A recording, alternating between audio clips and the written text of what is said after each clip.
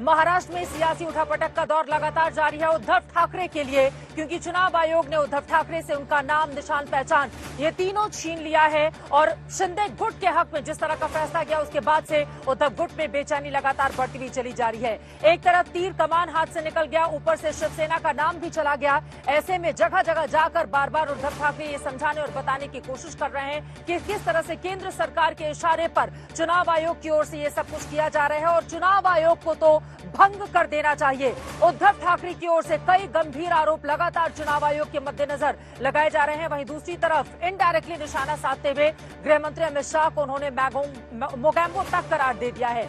लेकिन इन सब के बीच एक तरफ शिंदे गुट जश्न मना रहा है, उद्धव ठाकरे के गुट में बेचैनी है, तो वहीं संजय राउत का ये कहना है कि दरअसल 2000 करोड़ से ज्यादा खर्च करके इस तरह का फैसला निकलकर सामने आया है। इस पर सियासी रस्साकशी जारी है। मामला सुप्रीम कोर्ट में पहुंच चुका है, लेकिन तत्काल सुनवाई करने से सुप्रीम कोर्ट की ओर से कर दिया गया है इनकार। अब ऐसे में आगे क्या होगा, ये जो बड़ी लड़ाई उद्धव ठाकरे को लड़नी पड़ेगी, इसके लिए क्या है उनकी तैयारी और जिस तरह के आरोप उनकी ओर से न सिर्फ केंद्र सरकार पर बल्कि चुनाव आयोग जो कि स्वायत्त संस्था है उसके मद्देनजर जिस तरह के आरोप लगाए जा रहे हैं, क्या ये राजनीतिक आरोप सही है? क्या शिवसेना गुट शिंदे को मिल जाने के बाद अब अपनी राजनीतिक जमीन बचाना उद्धव ठाकरे के लिए काफी ज्यादा मुश्किल होगा? क्योंकि अगले ही साल आपको बताते चले दूसरा सबसे बड़ा राज्य है जहां से 48 लोकसभा की सीटें आती हैं, महाराष्ट्र, और अगले ही साल वहां पर अक्टूबर में विधानसभा के चुनाव भी होने हैं। शिवसेना की पहचान, नाम और निशान पर दंगल जारी है। विधानसभा में पार्टी के दफ्तर पर शिंदे गुट का कब्जा हो चुका है।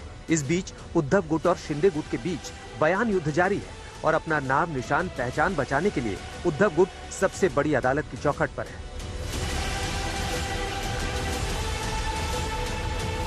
बड़ा सियासी कोहराम महाराष्ट्र में मचा है। शिंदे गुट एक एक करके शिवसेना के दफ्तरों और इमारतों पर कब्जा करता जा रहा है। क्या आपने ताबा ले लिया है यहाँ पे, ये जो ऑफिस है शिवसेना का? हाँ, दिया है। हम लोग ने निवेदन देके हम लोग इधर आए हैं और रजिस्टर हम लोग ने किया है। जो निवडणूक चुनाव आयोग ने जो दिया है हमको आदेश, वो आदेश का पालन करके हम लोग आगे जाएंगे। देखो, हमने बार बार ये चीजों को स्पष्ट किया है। सेना भवन ये हमारे लिए मंदिर है, शिवसेना प्रमुख ने बनाया हुआ वो हम मंदिर, जहाँ हमारे बहुत सारी मीटिंगें हुआ करती थी, लेकिन कुछ लोगों को लगता है कि वो प्रॉपर्टी है, तो हम जाके उनकी प्रॉपर्टी पे हाथ नहीं डालेंगे। उधर उद्धव ठाकरे ने भी अपने गुट के नेताओं की बैठक शिवसेना भवन में बुलाई थी। उद्धव जैसे ही पहुंचे, वहां उनके समर्थन और एकनाथ शिंदे के विरोध में नारेबाजी होने लगी। जिस तरह से शिवसेना को तोड़ने के लिए हजारों करोड़ रुपया खर्चा किया गया, शिवसेना महाराष्ट्र का स्वाभिमान और अस्मिता, शिवसेना खत्म नहीं होगी। ये अंगार है, ये अंगार है, आग है, ये नहीं बुझेगी। संजय राउत पागल आदमी है, उसके बारे में बार बार मत पूछो। संजय राउत रोज कह रहे हैं कि उद्धव ठाकरे की पार्टी को तोड़ने के लिए 2000 करोड़ रुपए खर्च किए गए। इतना नहीं, संजय राउत ने एकनाथ शिंदे के खिलाफ भी बयान दिया, तो महाराष्ट्र में संजय राउत के खिलाफ प्रदर्शन भी होने लगे।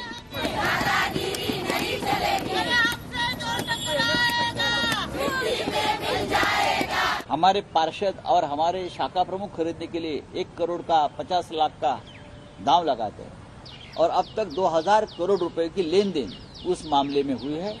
जिस व्यक्ति का आपा खो चुका है या जो पागल हुआ है या गांजा चिली मोड़कर बैठा है, उस प्रकार का व्यक्ति और इस प्रकार के लेख, इसमें कोई अंतर नहीं है। हालांकि इससे पहले उद्धव ठाकरे ने भी चुनाव आयोग के फैसले के बाद बीजेपी पर ही गठबंधन तोड़ने का आरोप लगाया था और अमित शाह पर बिना नाम लिए बयानबाजी की थी। कल कोई आया था पूना में, कहते हैं, उन्होंने पूछा क्या कैसे चल रहे महाराष्ट्र में, तो कहा कि आज बड़ा अच्छा दिन है। तो क्यों? तो शिवसेना का नाम और चिन्ह हमने अपने साथ जो गुलाम आए हैं उनको दे दिया।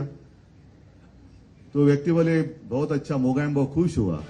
चुनाव आयोग पर भी सरकार की शह पर काम करने का आरोप लगाते हुए उद्धव ठाकरे गुट अब सुप्रीम कोर्ट पहुंच गया है।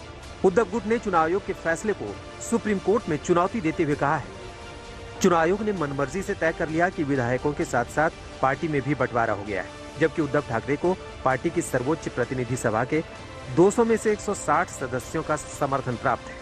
ठाकरे की अर्जी में कहा गया है कि अयोग्यता का सामना कर रहे विधायकों पर चुनाव आयोग ने गलत भरोसा किया, क्योंकि अभी ये मामला सुप्रीम कोर्ट में है। साथ ही आपत्ति जताई गई है कि चुनाव आयोग की शिवसेना की पार्टी संविधान में 2018 के संशोधन की सूचना तभी दी गई थी, लेकिन अब आयोग ने उसे अलोकतांत्रिक बताया है। अब ये लड़ाई सुप्रीम कोर्ट में भी चलेगी कि असली शिवसेना एकनाथ शिंदे की है या उद्धव ठाकरे की। हालांकि शरद पवार जैसे उद्धव ठाकरे के हितैषियों ने उन्हें नया नाम और चुनाव चिन्ह लेने का ही सुझाव दिया है। मुंबई से विक्रांत चौहान, ऋत्विक भालेकर और दिल्ली से अनिशा माथुर के साथ आज तक ब्यूरो।